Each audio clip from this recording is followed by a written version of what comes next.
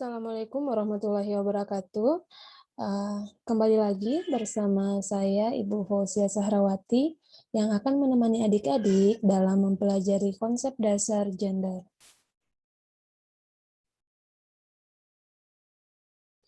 Hal yang pertama yang akan kita pelajari terkait perbedaan gender dan jenis kelamin. Beberapa dari kita biasa tidak bisa membedakan antara jenis kelamin dan gender. Bahkan ada beberapa orang yang menyamakan arti atau makna dari jenis kelamin dan gender. Di sini, jenis kelamin itu merupakan perbedaan biologis laki-laki dan perempuan yang berkaitan dengan alat dan fungsi reproduksinya. Laki-laki memiliki penis, testis, jakun, dan sperma, sedangkan perempuan memiliki rahim, indung telur, dan payudara. Laki-laki lewat spermanya membuahi indung telur perempuan, perempuan mengalami menstruasi, mengandung, hamil, melahirkan, dan menyusui. Alat dan fungsi ini adalah pemberian Tuhan yang tidak bisa dipertukarkan. Nah, berbeda dengan jenis kelamin, gender itu merupakan perbedaan antara laki-laki dan perempuan yang dibangun secara sosial dan kultural yang berkaitan dengan peran, perilaku, dan sifat yang dianggap layak bagi laki-laki dan perempuan yang tidak dapat dipertukarkan. Nah, adik-adik, di sini kita bisa melihat perbedaan antara seks atau jenis kelamin dengan gender. Nah, seks itu perbedaan organ biologis laki-laki dan perempuan khususnya pada ranah reproduksi. Nah, sifatnya itu adalah ciptaan Tuhan, bersifat kodrat, tidak dapat berubah, tidak dapat ditukar, dan berlaku kapan dan di mana saja. Berbeda dengan seks atau jenis kelamin, gender itu merupakan perbedaan peran, fungsi, dan tanggung jawab antara laki-laki dan perempuan sebagai hasil konstruksi sosial. Nah, ini sifatnya buatan manusia dan bukan kodrati. Dapat berubah, dapat ditukar, dan tergantung waktu dan budaya setempat. Selanjutnya, kita akan membahas terkait dengan perbedaan sifat, fungsi, ruang, dan peran gender dalam masyarakat. Di sini, sifat dari laki-laki itu di tengah masyarakat itu memiliki makna maskulin, sedangkan perempuan itu feminin. Selanjutnya, fungsi pada laki-laki yakni produksi, sedangkan perempuan itu adalah reproduksi. Untuk ruang lingkupnya, publik untuk laki-laki dan perempuan untuk domestik. Sedangkan terkait dengan tanggung jawab, laki-laki di tengah masyarakat umum diberi label atau tanggung jawab sebagai nafkah utama dan perempuan itu tanggung jawabnya sebagai nafkah tambahan. Ini adalah perbedaan sifat, fungsi, ruang, dan peran gender di tengah masyarakat. Nah, selanjutnya tentang manifestasi ketidakadilan gender. Ada 5 hal yang Ibu akan jelaskan di sini, yaitu terkait dengan subordinasi, marginalisasi, beban ganda atau yang biasa dikenal dengan double burden, keempat yaitu kekerasan, dan yang terakhir itu adalah stereotype. Nah, terkait dengan subordinasi, perempuan itu di sini diposisikan lebih rendah atau dianggap kurang penting dibandingkan laki-laki. Nah, banyak kasus yang memang dipantik atau disebabkan karena perempuan itu dianggap lebih rendah atau kurang penting dibandingkan laki-laki. Yang kedua, manifestasi ketidakadilan gender itu adanya peminggiran ekonomi atau yang biasa dikenal dengan istilah marginalisasi. Perempuan selalu di dalam ranah ekonomi misalnya memiliki penghasilan yang lebih rendah dibandingkan laki-laki. Nah, ketidakadilan gender yang ketiga yaitu adanya beban ganda atau double burden, yakni pembagian tugas yang memberatkan salah satu jenis kelamin. Misalnya, ketika dalam satu keluarga kedua-duanya yakni ayah dan ibu itu bekerja, ibu sudah menanggung juga beban sebagai pencari nafkah dan di ranah domestik dia juga sebagai Sosok yang bertanggung jawab untuk menyelesaikan pekerjaan rumah inilah yang disebut dengan double burden atau beban ganda. Nah, manifestasi ketidakadilan gender yang keempat terkait dengan kekerasan, bentuk-bentuk serangan terhadap fisik maupun integritas mental psikologi seseorang, fisik, psikologis, seksual, ataupun ekonomi. Nah, manifestasi ketidakadilan gender yang terakhir yaitu adalah stereotip atau pelabelan atau bentuk generalisasi perilaku individu-individu dari anggota kelompok tertentu. Nah, stereotip ini biasa kita lihat ketika seseorang menganggap bahwasanya wah perempuan itu memiliki kinerja yang lebih rendah dibandingkan laki-laki ataupun sebaliknya. Nah, selanjutnya adik-adik ada beberapa hal yang perlu kita ketahui. Di sini yang pertama, pertanyaan-pertanyaan yang sering muncul di benak seseorang terkait dengan apakah gender itu adalah perempuan, karena mayoritas orang yang pro terhadap kesetaraan gender itu adalah perempuan. Di sini perlu diketahui adik-adik bahwasanya gender itu bukanlah perempuan, tetapi gender itu adalah perbedaan antara laki-laki dan perempuan. Nah,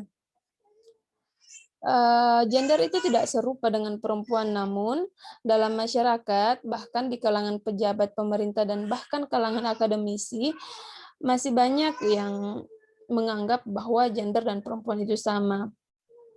Namun perlu digarisbawahi adik-adik bahwa gender itu bukanlah perempuan, namun gender itu merupakan perbedaan antara laki-laki dan perempuan yang merupakan hasil dari konstruksi sosial dan budaya. Nah, hal yang biasa ditanyakan dalam kajian gender itu terkait dengan apakah yang dimaksud budaya patriarki. Nah, budaya patriarki itu merupakan sebuah sistem struktur sosial dan prakteknya di mana laki-laki mendominasi atau menekan dan mengeksploitasi perempuan. Dominasi laki-laki terhadap perempuan berawal dari perbedaan biologis yang dimilikinya. Laki-laki dianggap kuat karena memiliki otot, sedangkan perempuan dianggap lemah. Sebagai struktur sosial dan pelaksanaan, budaya patriarki mengalami pergeseran mengikuti perubahan sosial yang ada dalam masyarakat. Perbedaan biologis tidak bisa lagi dijadikan alasan utama menjadikan perempuan sebagai makhluk yang tak berdaya, karena perkembangan ilmu pengetahuan dan teknologi bisa memberdayakan perempuan untuk melakukan tugasnya. Jadi di sini bisa disimpulkan adik-adik ya, bahwa patriarki itu adalah sebuah sistem struktur sosial dan prakteknya di mana laki-laki itu mendominasi atau menekan, bahkan sampai ada yang mengeksploitasi perempuan. Selanjutnya, apakah yang dimaksud dengan pembagian kerja berdasarkan gender? Pembagian kerja berdasarkan gender merupakan pendelegasian tugas, hasil, dan nilai yang berbeda antara laki-laki dan perempuan sesuai dengan harapan, nilai, dan norma masyarakat. Pembagian kerja ini bersifat produktif dan reproduktif dan dilakukan dalam ranah domestik, sosial, maupun publik. Pembagian kerja berbasis gender dapat beragam, jadi itu tergantung dari konteks masyarakatnya. Pada masyarakat pertanian misalnya pembagian kerja yang sangat khas di mana tidak terjadi perbedaan ranah gender dan dari produksi dan reproduksi. Biasanya kalau di masyarakat pertanian itu perempuan dan laki-laki sama-sama turun untuk bekerja di sawah. Masyarakat nelayan. Kalau untuk masyarakat nelayan ini memiliki kekhasan, biasanya yang turun melaut itu adalah laki-laki dan perempuan menunggu di rumah. Untuk masyarakat pedagang, kalau untuk pedagang biasanya kita lihat bahwa laki-laki dan perempuan itu biasanya turun untuk berjualan. Jadi di sini adik-adik terkait dengan pembagian kerja berdasarkan gender itu relatif dari tipe masyarakatnya. Berbeda antara masyarakat pertanian, masyarakat pedagang, seperti itu ya. Nah, selanjutnya pertanyaan terkait apakah relasi gender dapat berubah? Kira-kira menurut adik-adik bagaimana jawaban yang tepat untuk pertanyaan yang seperti ini? Apakah gender itu bisa berubah? Nah, Terkait dengan pertanyaan seperti ini, sifat peran kerja, kedudukan, dan ranah gender itu sebenarnya dapat berubah adik-adik ya. Karena perubahan masyarakat terhadap pendidikan, politik, ekonomi yang mengharuskan perubahan nilai budaya dan norma sosial. Jadi seperti ini. Misalnya di dalam suatu keluarga dahulu kala keluarga A itu yang bertugas mencari nafkah keluarga itu hanyalah ayah dan ibu di rumah, mengerjakan semua pekerjaan rumah termasuk mengasuh anak. Nah, dengan perkembangannya proses pendidikan dan teknologi, akhirnya perempuan juga itu diberikan akses untuk memperoleh pendidikan dan mencari pekerjaan. Nah, setelah perempuan memiliki pendidikan dan memperoleh pekerjaan, tentu saja dia juga memperoleh penghasilan.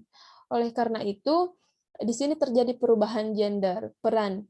Yang sebelumnya perempuan hanya berperan sebagai ibu rumah tangga, memanage segala pekerjaan di rumah, dengan adanya perubahan sosial, dia juga berperan sebagai salah satu sosok yang mencari nafkah dalam keluarga seperti itu. Jadi relasi gender itu dapat berubah sesuai dengan perubahan sosial masyarakat. Nah, selanjutnya pertanyaan terkait apakah gender itu sebenarnya adalah suatu masalah. Jadi gender itu bisa saja menjadi masalah dan dia juga bisa menjadi suatu hal yang tidak bermasalah. Jadi di sini kita bisa lihat penjelasannya adik-adik.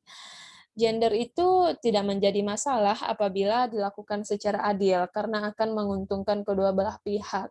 Jadi tidak akan ada masalah ketika pembagian tugas itu proporsional. Selanjutnya, gender akan menjadi masalah jika di dalamnya itu ada ketidakadilan gender yang bisa kita lihat dari misalnya salah satu jenis kelamin itu dirugikan, salah satu jenis kelamin dibedakan derajatnya, salah satu jenis kelamin dianggap tidak mampu, salah satu jenis kelamin diperlakukan lebih rendah, ataukah salah satu jenis kelamin mengalami ketidakadilan gender yang disebabkan oleh penilaian-penilaian yang berat sebelah karena faktor jenis kelamin. Nah, seperti itu. Jadi ini menjadi dasar adik-adik untuk memahami bahwasanya gender itu bisa saja menghadirkan suatu masalah ketika di dalam suatu keluarga atau masyarakat sudah tidak ada ketidakadilan di dalamnya. Selanjutnya, Ibu ingin mengajak adik-adik untuk menganalisis gambar ini. Di sini ada gambar dua bapak-bapak yang sedang mengobrol dan gambar ibu yang sedang bekerja memberi makan atau memberi pakan ternaknya sambil mengasuh anaknya. Nah, pertanyaan Ibu di sini, bagaimana pendapat adik-adik terkait gambar ini? Apakah sudah menggambarkan kesetaraan gender? Silahkan adik-adik menganalisis, kemudian memberikan jawaban dari hasil analisis tersebut, tuliskan pada kertas selembar, dan jawaban tersebut nanti adik-adik foto dan upload pada laman Edlink.